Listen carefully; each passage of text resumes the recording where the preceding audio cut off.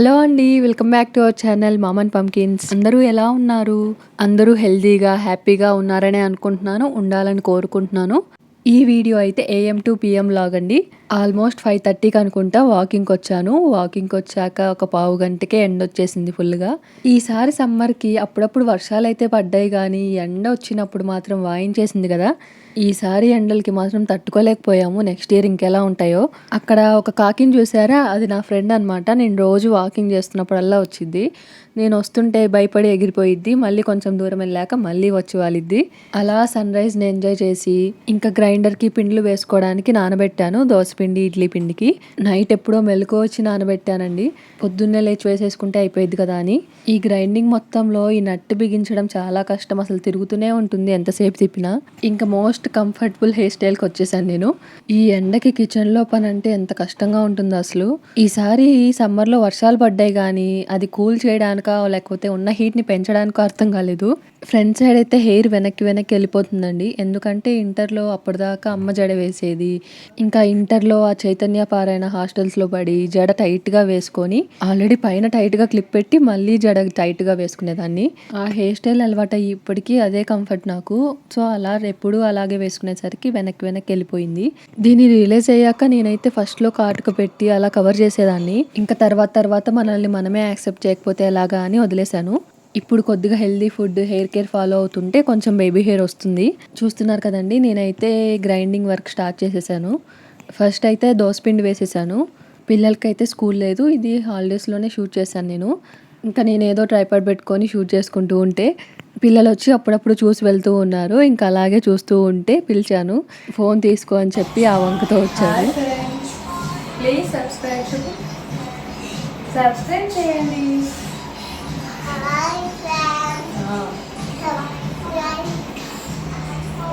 Please subscribe. ఇంకా మేమిద్దరం ఇలా ఆడుకుంటూ ఉంటే పెద్దోడొచ్చాడు. ఏం చేస్తున్నారు వీళ్ళిద్దరు కలిసి అని చెక్ చేయడం కోసం. షార్ట్స్‌లో కానీ, వీడియోస్‌లో కానీ కిడ్స్ ఇలా చెప్పడం చూసుంటారు. అందుకని ఎక్సైట్ అవుతున్నారు కొంచెం. Hi friends.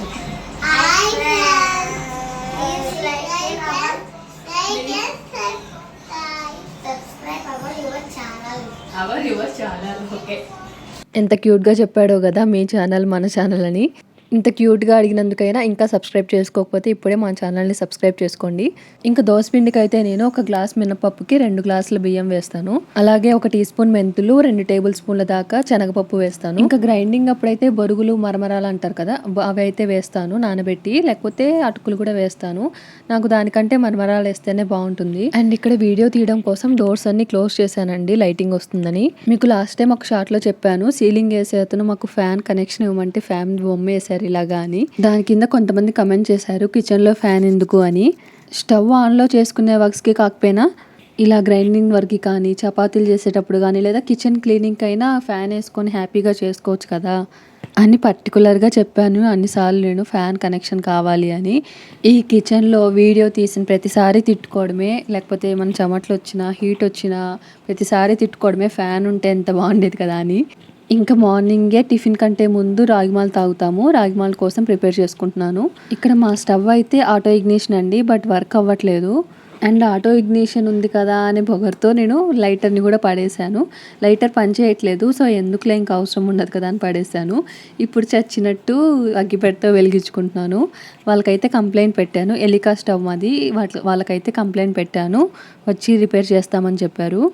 ఆటో ఇగ్నిషన్ అనుకుంటాం కానీ ఒక్కొక్కసారి వర్క్ అవ్వవు. అండ్ ఇక్కడ మాట్లాడుతూ వీడియో తీస్తున్నాను కదా! సో, డోర్స్ అన్నీ క్లోజ్ చేసుకున్నాను. ఇక్కడ కిటికీ కూడా క్లోజ్ చేసుకున్నాను. బయట వాళ్ళకి వినిపిస్తుందేమోనని. అండ్ చిమ్నీ కూడా ఆన్ చేయలేదు. వాయిస్ వినిపించాలి కదా అని. స్టవ్ ఆన్ చేసేసరికి ఉడికిపోతుంది. స్టవ్‌కి మాత్రం తెగ గాలొస్తుందండి డోర్స్ అన్నీ ఓపెన్ చేస్తే. మనుషులకి మాత్రం రాదు. ఆ స్టవ్ మీద మంట మాత్రం టకటక కొట్టుకుంటుంది గాలికి. నాకైతే చెమటలు గారిపోతున్నాయి. ఇంకా రాగి జావ కోసం రాగి పిండిని నీళ్ళలో వేసి కలుపుకున్నాను దగ్గర పడేదాకా. ఇంకా ఇక్కడ గ్రైండింగ్ వర్క్ చూసుకుంటున్నాను. ఒక సైడ్ అది అలా ఉడుకుతూ ఉంటుంది. ఇంకొక సైడ్ ఈ గ్రైండింగ్ వర్క్ చూసుకుంటున్నాను. పప్పు వేసేసి అదే మెదిగిద్దిలే అని వదిలేయడం కంటే దగ్గరుండి కలుపుకుంటూ ఉంటే త్వరగా మెదిగిద్ది. ఫస్ట్ అయితే వాటర్ తక్కువ వేసే గ్రైండ్ చేసుకోవాలండి. తర్వాత మధ్యలో యాడ్ చేసుకుంటూ ఉండాలి. ఇక్కడ చూస్తున్నారు కదా! ఈ రాగి జావ దగ్గర పడింది. అండ్ చక్కగా ఉడికిపోయింది. దీన్ని ఇప్పుడు చల్లారాక మజ్జిగలో అన్నా కలుపుకోవచ్చు, లేకపోతే ఇప్పుడు పాలు వేసుకుంటే రాగి మాల్ట్ అవుతుంది. మనకు నచ్చిన విధంగా తాగొచ్చు. నేనైతే పాలు తాగలేనండి. సో దీంట్లో కలుపుకుంటే కొంచెం తాగినట్టు ఉంటుంది కదా అని మేమైతే పాలు దీంట్లో కలిపేస్తాము. రాగి జావ మొత్తం ఉడికాక మాత్రమే పాలు వేసి కొంచెం హీట్ చేసేస్తాము. ఆల్రెడీ కాచిన పాలే కాబట్టి. నేను ఇక్కడ బెల్లాన్ని కూడా గడ్డగడ్డగా అలాగే వేస్తాను సరిపడా. ఈ రాగి మాల్ట్ చేసినప్పుడల్లా ఉప్పు మర్చిపోతుంటాను. ఒక చిటికెడు కల్లుపు వేస్తే టేస్ట్ బాగుంటుంది. బెల్లాన్ని కూడా అలా గడ్డగా వేసేసి కలుపుతూ ఉంటాను కరిగేదాకా. అదొక ఆటలా ఉంటుంది నాకు. ఇంకా హడావుడిలో చూడండి పడిపోయేదే కొంచెం మిస్ అయిపోయిన మొత్తం కింద పడేవి స్టవ్ మీద. వంటలంటే ఎంత జాగ్రత్తగా చేయాలో కదా, ఏదో ఒకటి ఆలోచిస్తూ ఉంటే మొత్తం మళ్ళీ ఎక్స్ట్రా పని అవుతుంది. ఇంకా ఎప్పటికప్పుడు బండనైతే క్లీన్ చేసుకుంటూ ఉంటాను వంట చేస్తూనే. బెల్లం చూడండి మొత్తం కరిగిపోయి చిన్న పీస్ మిగిలింది. మనం తాగేలోపు అది కూడా కరిగిపోతుంది. ఎంత ఆనందమో అసలు ఇలా ఆడుకుంటుంటే నాకు. మీకు ఎవరికైనా వంట చేసేటప్పుడు ఆ వస్తువులతో మాట్లాడే అలవాటు ఉందా? కమెంట్ చేసి చెప్పండి నాకు. నేనైతే వంట చేసేటప్పుడు ఇంకొంచెం ఫాస్ట్గా ఉడకమ్మ, త్వరగా ఉడుకు, త్వరగా కట్ అవ్వు అలా మాట్లాడుతూ చేసుకుంటాను. అండ్ ఇక్కడ కాంబినేషన్ స్కిన్ అండి నాదైతే బాగా తెలుస్తుంది. స్వెట్ చూస్తున్నారా? అండ్ స్కిన్ కూడా టీ జోన్లోనే షైనింగ్గా మెరిసిపోతుందనమాట. అండ్ ఇంత వేడిలో మనం తప్పకుండా సన్ స్క్రీన్ రాసుకోవాలి. ఆ సన్ స్క్రీన్ రాసుకుంటే ఇలా కరిగిపోతూ ఉంటుంది చెమటకి.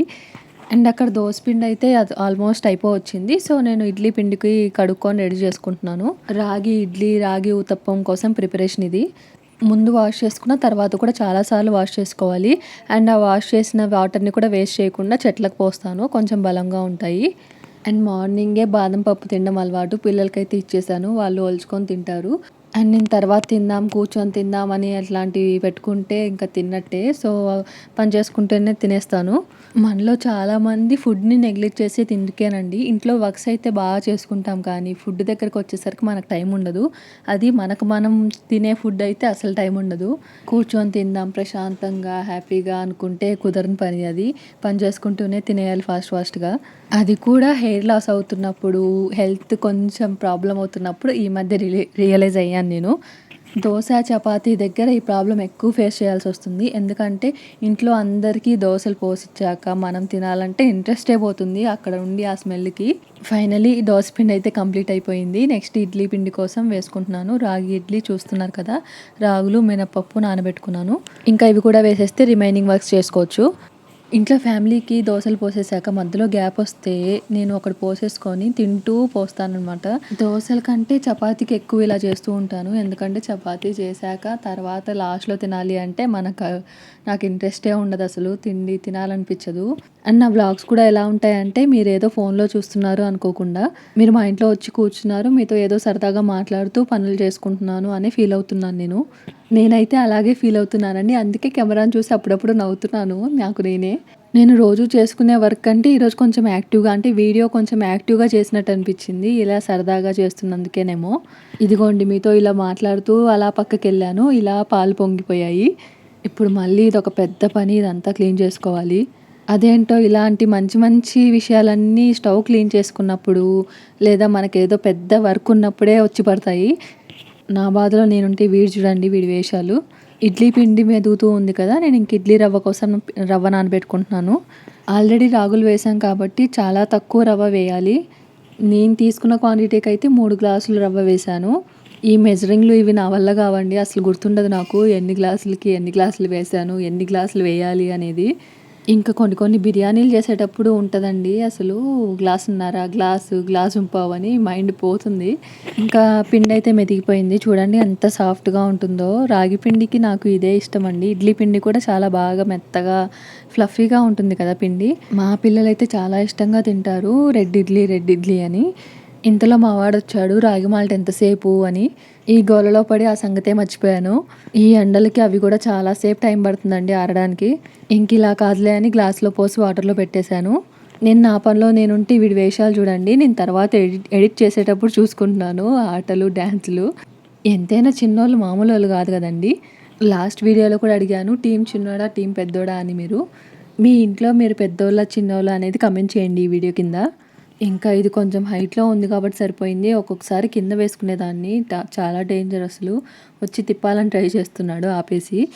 చిన్నప్పుడైతే వాడు హ్యాపీనెస్ కోసం జస్ట్ అలా తిప్పుతుంటే నేను ఆన్ చేసేదాన్ని, అప్పుడు తెలిసేది కాదు కదా, ఏదో వాడే తిప్పినట్టు ఆనందపడిపోయేవాడు. ఇంకా ఇడ్లీ పిండి కూడా అయిపోయింది. ఇంకా పెద్ద గిన్నెలో వేసుకుంటున్నాను.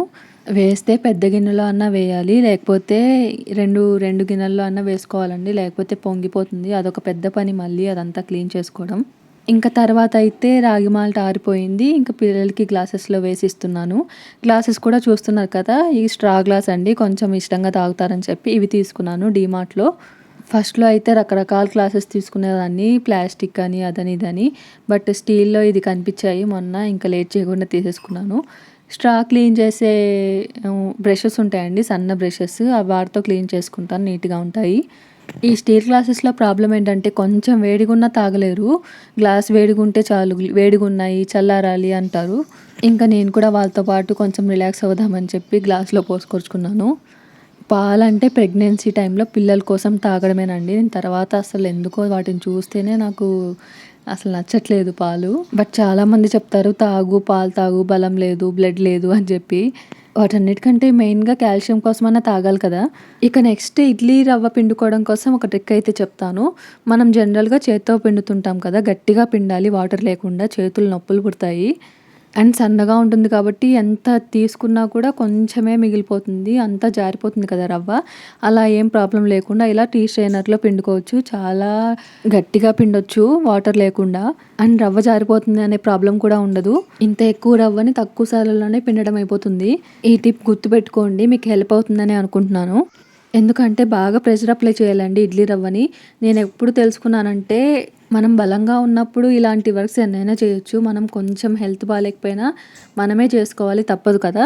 కొంచెం ఏదైనా ఫీవర్ వచ్చినప్పుడు, బాడీ పెయిన్స్ ఉన్నప్పుడు చేతిలో అంత పట్టు ఉండదు. అప్పుడు ఇడ్లీ రవ్వ పిండాలంటే చాలా కష్టమైపోయేది నాకు.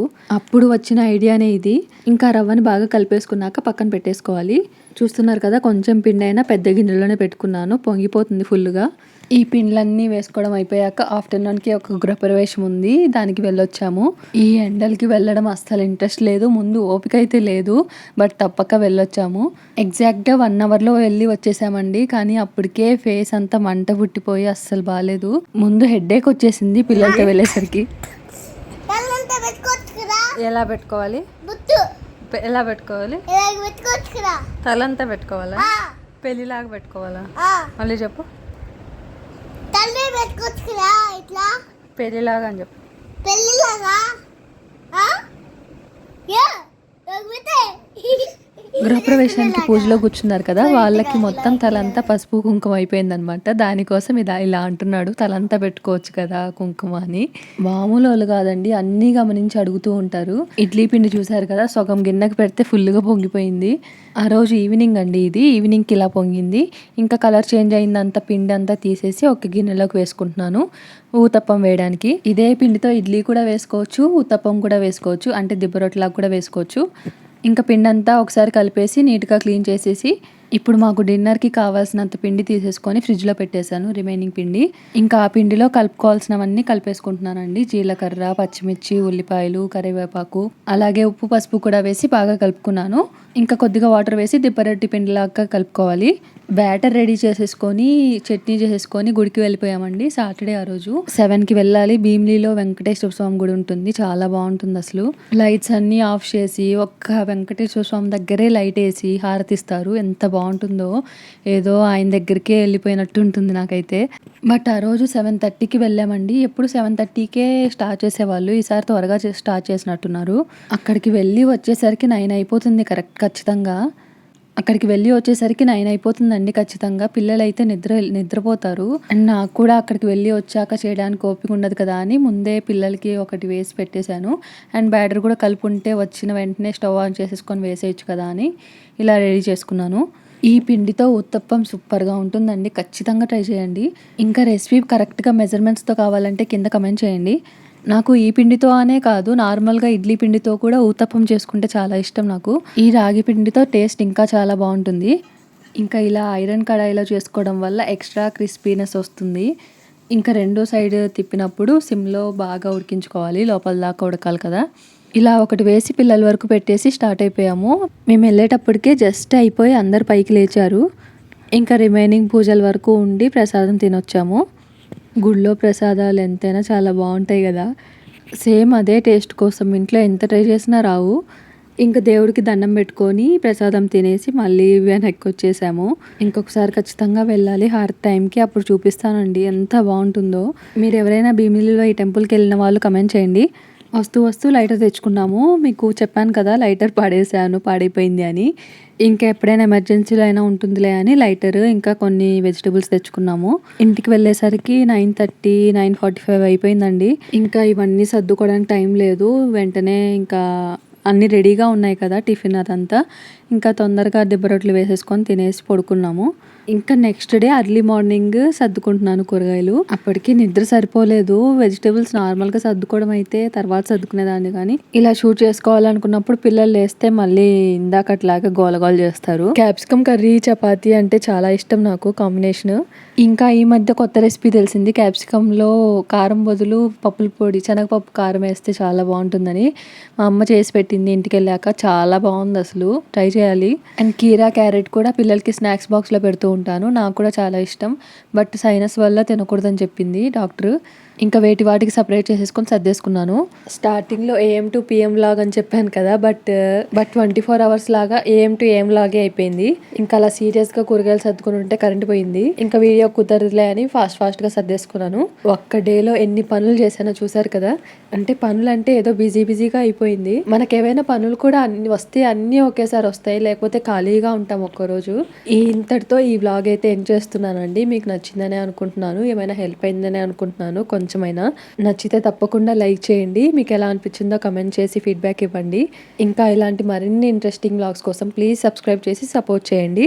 ఇంకా మీకు ఎలాంటి వీడియోస్ కావాలో కూడా కమెంట్ చేయండి. ఇంకొక మంచి వీడియోతో మళ్ళీ కలుద్దాం. Thank you so much for watching. ఇంతవరకు చూసినందుకు బాయ్ బాయ్.